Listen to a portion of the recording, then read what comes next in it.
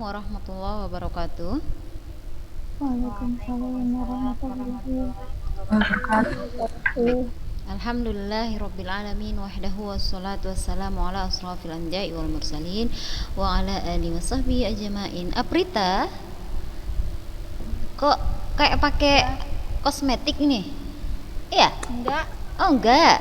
Kok macam molek kali hari ini nampaknya parasnya. Molek ayu gitu. Enggak. Oh, habis perawatan Aprita? enggak, Enggak juga. Oh, lagi bahagia. Atau gemukan atau kurusan atau semana nih sepertinya. Beda saya tengok hari ini. gemukan kayaknya tuh. Gemukan.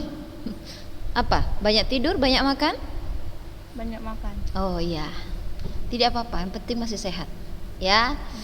Oke, disediakan bukunya, dibuka kameranya.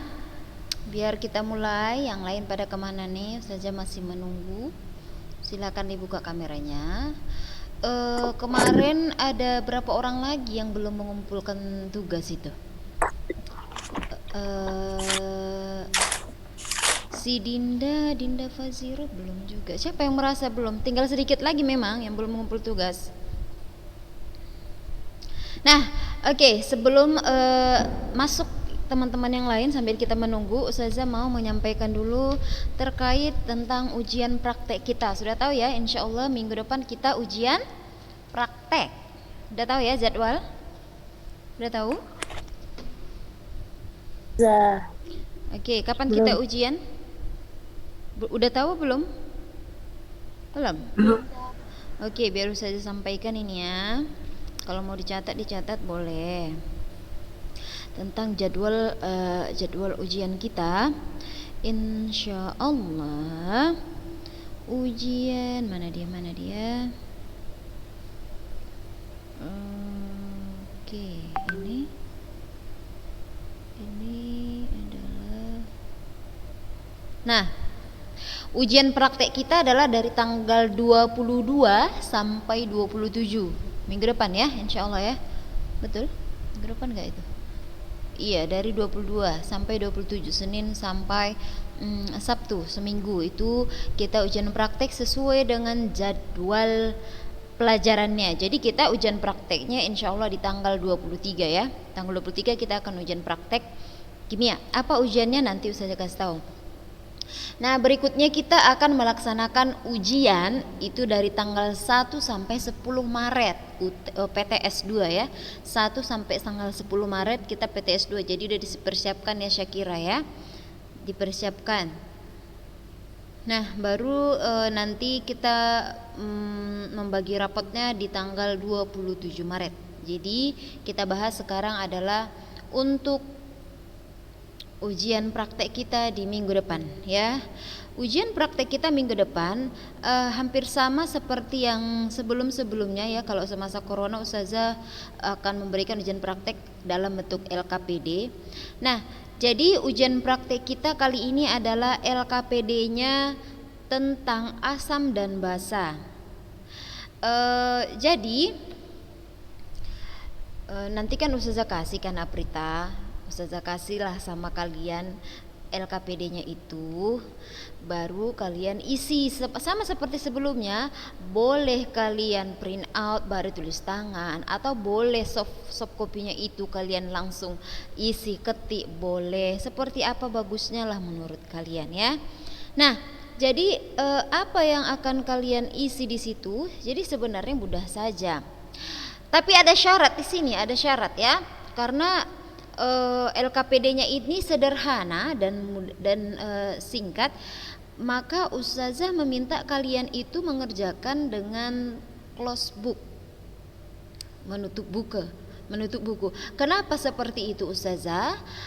Untuk persiapan ujian tulisnya, PTS-nya, agar kalian nanti soalnya di ujian tulis pun soalnya ada seperti ini Ustazah buat gitu loh, tentang asam basa. Jadi kalian sudah mahir gitu. Nanti paling tidak satu soal kalian sudah oke gitu tentang asam basa ya. Jadi di sini ujian praktek kita itu adalah tentang menentukan pH asam kuat dan asam lemah. hanya asam kuat dan asam lemah. Kita tak pakai basa. Jadi makanya Ustazah bilang close book kita ya. Ustazah ulangi, ujian praktek kita ini hanya mencari pH asam kuat dan asam lemah ya. Jadi nanti kalian di sini akan diminta untuk mengisi, baca dulu materinya, karena di sini rumusnya pun ada gitu, rumusnya ada di LKPD ini. Baru nanti kalian menghitung pH-nya, tentukan ionisasinya dulu. Ingat, kalian harus mengionisasikan dulu kan, kalau biar bisa tahu berapa itu H-nya gitu kan, harus diionisasikan terlebih dahulu. Lalu nanti kalian hitunglah dia berikutnya pH-nya seperti apa dengan cara yang sudah kita tentukan kemarin. Udah sesuai dengan contoh-contohnya ya. Kalau dia asam kuat itu yang seperti apa, basa kuat itu seperti apa gitu. Dah. Dan di sini nanti kalian juga akan disuruh membuat kesimpulan. Dan Ustazah ulangi sekali lagi agar Ananda semuanya tidak membuka buku ketika mengerjakan ini. Karena apa? Karena di LKPD ini pun sebenarnya ada materinya, ada rumusnya, dan kerjakanlah personal sendiri-sendiri. Jadi jangan menciplak atau copy paste punya kawan, kerjakan sendiri-sendiri. Ustazah punya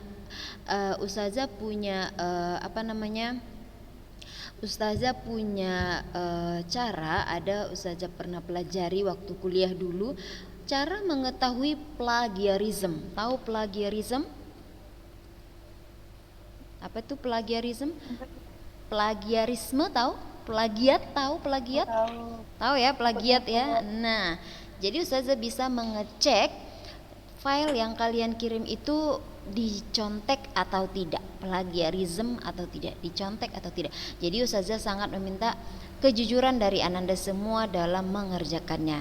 Ustazah ulangi sekali lagi, Ustazah tekankan, kerjakan ujian prakteknya itu jujur sendirian, tidak melihat buku, boleh pakai kalkulator, boleh, sudah sendirian. Modulnya itu, LKPD-nya itu di situ sudah ada materinya, ada rumus-rumusnya, ada contohnya juga. Cukup itu saja pedoman kalian. Cukup itu saja pedoman kalian. Kerjakan percaya diri. Jadi nggak usah takut salah, karena di situ ada materinya. Di situ ada contoh soalnya, tinggal ngikuti aja langkah-langkahnya seperti apa. Dan jangan ada plagiat ya, jangan ada plagiat. Oke. Ustazah ulangi materi kita tadi tentang apa? Untuk ujian praktek? Asam dan kuat dan asam lemah. Iya, asam kuat dan asam lemah saja. Oke, baik, itu saja.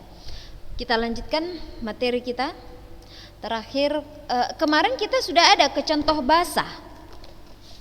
Udah ya. Soal kita ada basah 1 ya. Betul?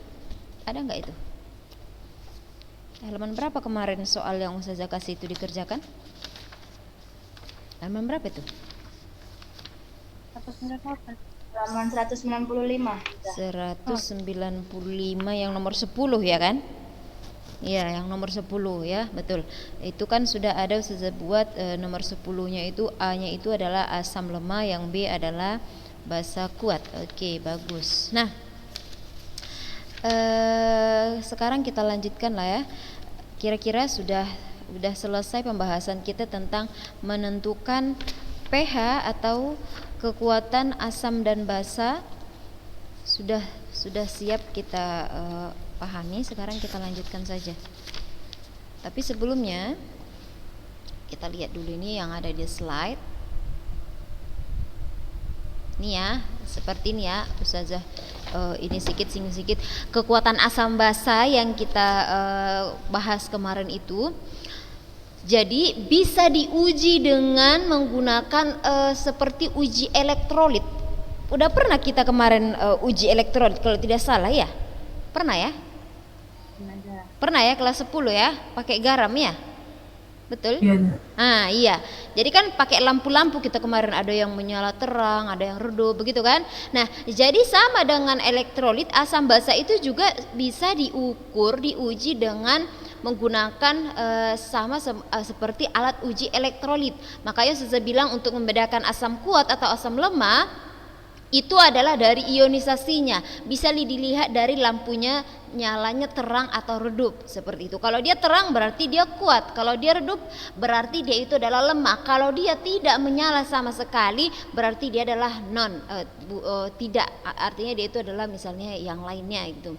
Nah, jadi sebenarnya untuk menunjukkan kekuatan asam basa itu kan kita menggunakan yang namanya pH, parameter of hydrogen.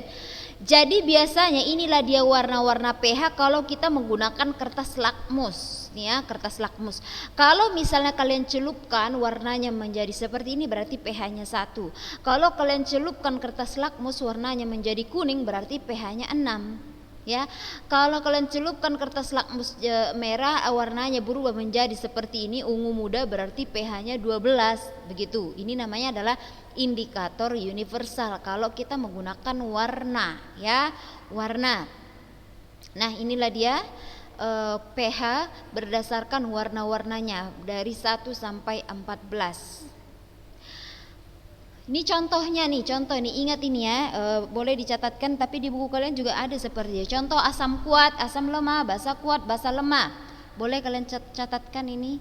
Tapi kalau nggak mau juga nggak apa-apa, nanti saja kasih slide-nya juga nggak apa-apa. Ini asam kuat nih contoh yang paling sering ya, HCl, asam nitrat, asam sulfat, HBr, HI, asam lemah, asam asetat, HF, HCN, H2S dan ini basa kuat, ini dia ya, dan lain-lain sebagainya. Ini contoh-contohnya ya. Nah, inilah dia pH dan pOH yang kita hitung kemarin itu. Parameternya itu pH sama dengan min log H plus, itu yang kita hitung kemarin itu ya. Sedangkan pOH itu adalah parameter mengatakan tingkat kebasaannya. pOH-nya itu min log OH minus dengan kalau kita mau mencari pH-nya 14 kurang pOH gitu. Jadi sebenarnya untuk menentukan pH itu banyak cara menentukan pH. Yang pertama dengan menggunakan indikator universal. Indikator universal itu ada kertas lakmus dan ada namanya larutan indikator ya. Kertas lakmus itu ada dua, lakmus merah, lakmus biru.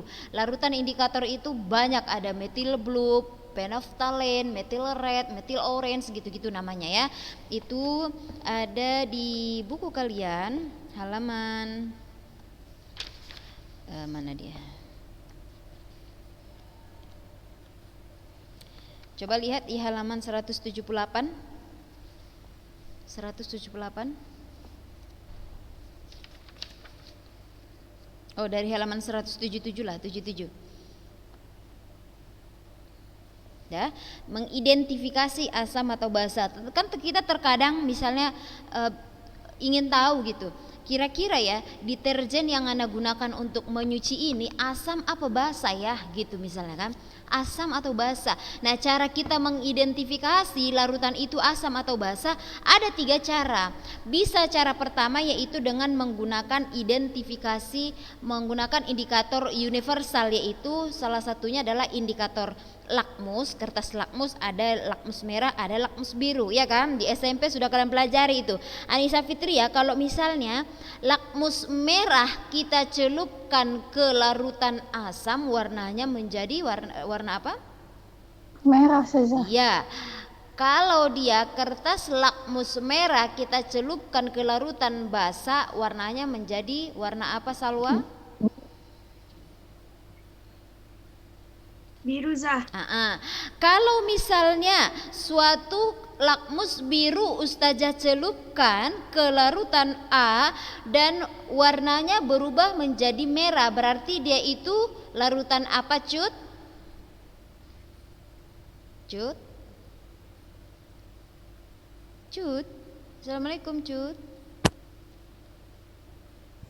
Apa? Basa, bagus. Begitu juga sebaliknya ya. Nah, itu dia indikator kertas lakmus. Ada juga namanya larutan indikator. Bisa kalian lihat di halaman 178 tabel 5.2. Dah, ada di situ beberapa larutan indikator ya. Tabel 5.2 itu ada beberapa larutan indikator namanya. Yang pertama ada ini indikator yang paling sering digunakan yaitu indikator phenolphthalein. Phenolphthalein atau biasanya disingkat dengan indikator PP. PP ya. Lalu ada metil orange, bromotimol biru, metil ungu, bromokresol ungu dan lain-lain sebagainya. Ini adalah larutan indikator namanya. Ini cara pertama menentukan pH. Ustazah, kita nggak punya kertas lakmus Ustazah, apalagi larutan indikator. Coba cara kedua, kayak mana itu? Yaitu dengan mengidentifikasi menggunakan indikator alami. Lihat yang halaman 179. Menggunakan indikator alami, menggunakan bahan-bahan yang ada di sekitar kita yang biasanya memiliki warna yang mencolok. Seperti gambar A itu, gambar apa itu? Bunga apa itu? Bunga sepatu. Iya, bunga kembang sepatu. Jangan bunga sepatu, bunga sepatu jelek lah. Kembang sepatu, kunyit, bunga geranium, bayam merah, buah naga, kulit manggis. Apa lagi kira-kira Aprita yang mencolok warnanya? Apa lagi yang mencolok warna? Apa? Kunyit. Kunyit udah, yang lain lah, yang lain. Bunga pacar. Bunga pacar. Bunga pacar mencolok warnanya. Warna apa itu? Coba bunga apa lagi Ade Irmani, Ade Amelia, bunga apa kira-kira yang mencolok? Tidak harus bunga ya, banyak yang lain. Beet, buah beet. Apa? Pandan. Pandan, tapi jarang, belum pernah ada yang menggunakan pandan. Coba kita boleh menguji, boleh juga itu nanti Ade ya. Kalau kita masuk, coba kita uji pakai pandan ya. Atau misalnya bayam merah, atau misalnya apa lagi yang mencolok. Pokoknya segala yang mencolok itulah yang ada di dapur kalian. Ya. Apa? Daun sirih merah saja. Boleh, iya. Daun sirih merah itu kan memang warnanya Cabai kan mencolok. Cabai ya mencolok, tapi tak tahan kita sayang menggunakannya. Nanti malah kepedesan, enggak usah, cari aman aja lah yang lain. Cari aman kita ya. Itu dia ya, warna-warna ya, bahan-bahan yang bisa kita gunakan untuk mengidentifikasi asam atau basa. Caranya kayak mana Ustazah? Caranya nanti kita kasih tahu kalau Ustazah kita sudah masuk. Dan yang berikutnya kita bisa menggunakan yang namanya pH meter. pH meter itu apa Ustazah? pH meter itu adalah alat yang digunakan untuk mengukur pH larutan. Jadi dia tuh digital dia ya. Digital, gambarnya ada nggak ya? Ini dia indikator universal. Ini kertas lakmus ya. Ya, ini kertas lakmus merah, lakmus biru. Lalu pH meter. Ini dia indikator larutan indikator bromotil biru, phenolphthalein dan lain-lain sebagainya. Nah, ini dia pH meter. Ini salah satu contoh pH meter ya. Jadi kayak mana caranya Ustazah? Misalnya si Syakira mau membuat minuman. Dia sekarang owner dari sebuah restoran besar, si Syakira misalnya. Nah, jadi minumannya itu customer meminta pH-nya, tolong pH-nya itu harus 5 gitu katanya misalnya. Atau customernya meminta, saya mau makan di restoran Anda dengan catatan air mineral yang Anda gunakan itu pH-nya adalah 8 katanya misalnya kan. Kayak mana saya mengetahui itu, kata si Syakira. Nah, dibelinya lah aqua galon misalnya, diambilnya lah pH meter ini. Nah, cukup dicelupkan aja ini dicelupkan ke air itu. Nih ada. Kalau yang ini bukan ya, ini ada di sini bagiannya. Cukup dicelupkan ke air, maka ini nanti langsung akan berubah, muncullah di sini angka. Ini namanya adalah pH meter. Muncul angka, oh berarti pH-nya 8,3 sekian gitu ya. Itu gambarnya. Nah, jadi ini adalah bahan-bahan yang bisa kita gunakan tadi, bunga, kubis, kunyit, pacar air tadi dibilang sama si Ade ya, kulit manggis, bunga kertas ini ya, bougainville dan lain-lain sebagainya. Dan salah satunya yang paling kita lakukan itu adalah dengan menghitung pH-nya, menggunakan pH sama dengan min log H plus itu tadi. Oke, ini adalah beberapa aplikasi dari apa namanya, asam dan basa dalam kehidupan sehari-hari. Nah, sekarang kita lanjutkan saja karena waktu kita ini kita harus menggebu-gebu, materi kita masih banyak. Ustazah mau kita langsung melompat ke bab berikutnya, halaman 209. Ayo silakan dibuka. Titrasi asam basa. Ini pun di titrasi ini kita hanya membahas skimming saja karena ini pun satu bab cuman ada 4 berapa lembar ini? 5 lembar. Kalau di buku-buku lain sebenarnya ini tidak dibuat satu bab, tapi masuk satu bab asam basa ini biasanya. Tapi entah kenapa di buku ini dibuat dia satu bab. Titrasi asam basa sudah buka bab 6. Titrasi asam basa. Oke. Apa itu titrasi? Coba kalian garis bawahi dulu yang di halaman 211 itu. Titrasi itu adalah salah satu metode kimia yang digunakan untuk menentukan konsentrasi suatu larutan dengan cara mereaksikan sejumlah volume larutan tersebut terhadap sejumlah volume larutan lain yang sudah diketahui. Coba di garis bawah itu ya. Oke, biar saja tunjukkan ini.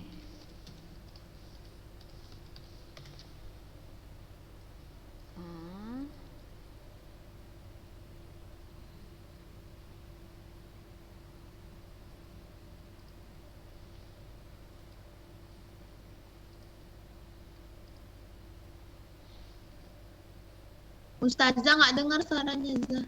Emang Ustazah diam? Bentar dulu. Diam Ustazah, diam.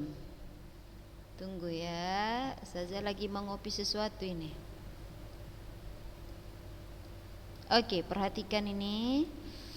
Tunggu ya. Belum siap. Sudah nampak ini? Nampak ini? Nampak? Nampak, Zah. Oke, perhatikan. Ustazah ulangi tadi ya. Titrasi. Apa itu titrasi? Titrasi itu adalah metode analisis kuantitatif, metode kimia yang digunakan untuk menentukan konsentrasi larutan dengan cara mereaksikan sejumlah volume larutan tersebut terhadap sejumlah volume lain yang konsentrasinya sudah diketahui. Ini gambar ini ananda sekalian, ini namanya adalah peralatan untuk titrasi ya. Ini namanya peralatan untuk titrasi ya. Ini namanya, ini yang tiangnya ini namanya adalah statif. Ini statif, ini namanya adalah klepnya. Ini klep. Ini yang ada garis-garisnya ini seperti botol gelas. Ini namanya adalah biuret. Biuret ya. Jadi biuret itu dijepitkan ke sini, dijepitkan. Udah? Nah, lalu di bawah ini kita letakkan sebuah Erlenmeyer ya, Erlenmeyer. Sudah? Nah, Ustazah akan menunjukkan sebuah video.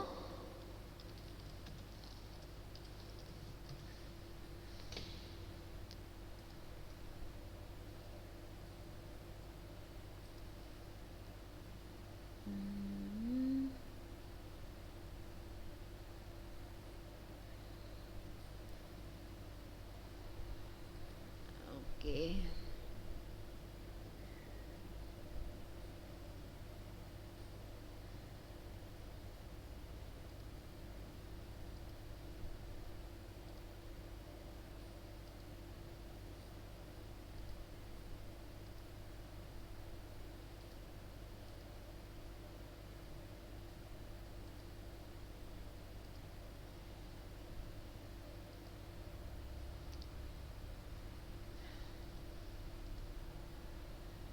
Ini dia ya.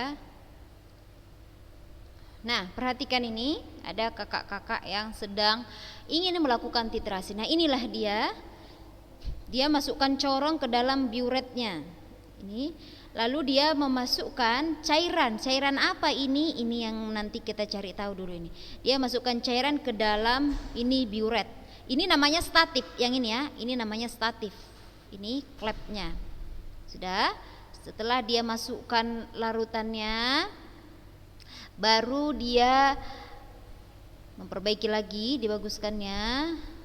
Oh, ini masih dicuci nih, dia masih menyuci ini. Ya, seperti inilah dia. Ini namanya buret ya, Ananda semua, namanya buret. Ini punya, ini ada kerannya, ada kerannya. Jadi kerannya itu bisa dibuka tutup, buka tutup. Nah, seperti ini dia memasukkan larutan.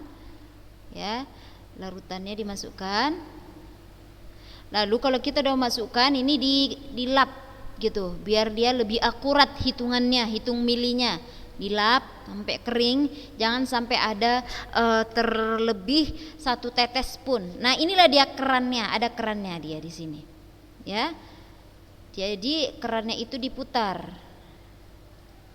Nah, ini dia, seperti ini ya. Ini namanya kita mentitrasi. Seperti ini caranya. Ini satu tangan memutar keran, satu tangan lagi adalah menggojok-gojok Erlenmeyer sampai akhirnya nanti yang bagian bawah ini warnanya berubah. Warnanya berubah, barulah kita berhenti melakukan titrasi. Ya. Jadi kita perhatikan bersama-sama. Jadi yang pertama ya, bagian-bagian dari titrasi ini, tujuan dari titrasi itu tadi adalah untuk mengetahui zat yang kita belum tahu konsentrasinya. Jadi misalnya, Ustazah gambarkan aja lah. Nah, ini ya. Jadi tadi kurang lebih gambarnya seperti ini. Ini anggap ini adalah buretnya itu tadi, ini ada kerannya ya, ada keran di sini dan ini adalah Erlenmeyer. Sudah? Ini ada Erlenmeyernya di sini, ada larutan. Ini ada klepnya di sini, udah. Nah, jadi tujuan dari titrasi ini adalah kita mau mengetahui berapa konsentrasi larutan. Misalnya ini adalah misalnya adalah konsentrasi yang sudah diketahui, Misalkan ini adalah HCl 0,1 molar ya. Udah tahu kita ini kalau ini adalah HCl 0,1 molar. Terus si sopir B menemukan sebuah larutan ya. Dia menemukan sebuah larutan, dia tahu di sini ada tulisannya NaOH. Udah, NaOH. Tapi dia nggak tahu ini berapa molar ya, konsentrasinya berapa molar ya. Soalnya kalau kita mau membuat reaksi kimia kita harus jelas berapa konsentrasinya, kalau enggak bahayalah gitu kan. NaOH ini berapa molar ya? Cara untuk mengetahui ini berapa molar yaitu kita titrasi namanya. Jadi NaOH ini kita masukkan ke sini ya. Kita masukkan ke sini NaOH-nya dan di bawah ini sebagai alat pengujinya kita masukkan HCl yang sudah kita ketahui konsentrasinya. Dan jangan lupa sebelum mentitrasi kita tambahlah namanya indikator PP tadi, indikator penoftalin, biasanya cukup 3 tetes gitu kan. Nah, lalu untuk mengetahui konsentrasinya ini maka kita cukup menggunakan rumus sederhana. Untuk titrasi itu sederhana sekali rumusnya, yaitu rumusnya ada di halaman 213. Volume 1 dikali dengan A kali dengan M1 sama dengan volume 2 kali dengan B dikali dengan M2. Ada di halaman 213, di mana V1 itu adalah volume yang penitrasi, volume 2 adalah yang dititrasi, M1 penitrasi, M2 adalah dititrasi ya. A-nya itu valensi penetrasi, B-nya adalah valensi yang dititrasi. Mana penetrasi, mana yang dititrasi? Yang dikatakan penetrasi adalah yang dikatakan larutan penetrasi ya, larutan yang konsentrasinya udah diketahui ini ya. Larutan yang konsentrasinya dalam ini terbalik ya, harusnya yang udah diketahui itu di sini ya, di sini 0,1 misalnya 0,1 molar, ini kita nggak tahu berapa molar ya. Saya ulangi, larutan yang udah diketahui konsentrasinya itu ditaruh di buret. Saya ulangi lagi ya, larutan yang udah diketahui konsentrasinya itu dimasukkan ke dalam buret, sedangkan larutan yang tidak diketahui konsentrasinya itu dimasukkan ke Erlenmeyer. Udah, maka yang dimasukkan ke dalam biuret ini dikatakan dengan penetrasi. Penetrasi. Udah? Larutan yang mau kita cari tahu konsentrasinya itu namanya adalah titrat. Titrat, ya, titrat. Sudah? Jadi kita harus tahu nih berapa konsentrasinya, berapa volumenya. Misalnya tadi ini ya, kan yang kita ketahui adalah NaOH 0,1 molar. Kita masukkanlah ke dalam biuret ini tadi NaOH-nya adalah sebanyak 100 ml. 0,1 molar. Lalu ke dalam Erlenmeyer ini HCl kita masukkan sebanyak 200 ml misalnya. Yang mau kita cari adalah konsentrasinya. Berapalah kira-kira konsentrasinya ini? Bisa kita menggunakan rumus ini. V1A1 sama dengan V2B2M2. Kita langsung aja ke sini. V1-nya yang mana? 100 ya, 100 kali A. Yang mana A-nya ini Ustazah? A-nya ini adalah, ingat, A-nya itu adalah tetap ionisasi. NaOH menghasilkan Na plus tambah OH minus. OH-nya sebiji di sini. Kalau OH-nya 1 berarti A-nya 1. M-nya, molaritasnya berapa? 0,1. Buatlah di sini 0,1. Sama dengan V2 ini. Berapa V2-nya? 200 mili, 200 mili kali B-nya berapa? B-nya tetap ionisasi. HCl menghasilkan H plus tambah Cl minus. H-nya dia 1 berarti di sini B-nya adalah 1. Molaritasnya berapa? Itu yang ditanya, X begitu. Itu adalah yang ditanya.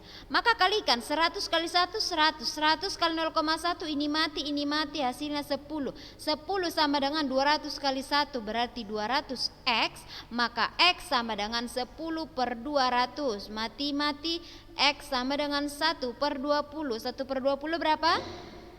0,05 molar, begitu dia kurang lebihnya. Ya, ini dia untuk menghitung titrasi asam basa. Ustazah ulangi sebelum selesai. Titrasi itu adalah cara untuk mengetahui konsentrasi zat yang belum diketahui dari zat yang udah diketahui. Zat yang sudah diketahui konsentrasinya dimasukkan ke biuret, zat yang belum diketahui konsentrasinya dimasukkan ke dalam Erlenmeyer. Ingat, tentukan berapa milinya, berapa konsentrasinya. Yang dimasukkan ke biuret itu disebut penetrasi, yang di sini namanya adalah titrat. Sampai kapan kita berhenti Ustazah mentitrasi ini? Ini kan kita putar, ini akan menetes-netes terus, ini menetes terus larutan dari sini sampai akhirnya ini warnanya berubah jadi pink. Kalau ini warnanya berubah jadi pink, itulah disebut dengan titik akhir titrasi, berhenti, cukup sampai di situ saja. Ya, jadi ini Ustazah tadi silap. Yang ini V1 ini sebenarnya bukan 100 mili. Berapa mili yang habis? Nah, itu yang betul ya. Tadi ini kita isi 100. Berapa mili yang habis setelah ini berubah warna pink? Oh, 50 mili rupanya Ustazah, 50. Berarti yang 50 dimasukkan ke sini. Ini tadi silap ya, anggap aja ini adalah 50. Saya ulangi, konsentrasi yang dimasukkan ini konsentrasinya, sedangkan volumenya adalah volume setelah warna ini berubah jadi pink. Berapa mili yang habis, itulah volume si ini, gitu ya. Kalau ada yang mau ditanyakan silakan dijapri aja saja. Waktu kita sudah habis, kita tutup dengan doa kafaratul majlis. Subhanakallahumma wa bihamdika asyhadu an la ilaha illa anta astaghfiruka wa atubu ilaik. Assalamualaikum warahmatullahi wabarakatuh.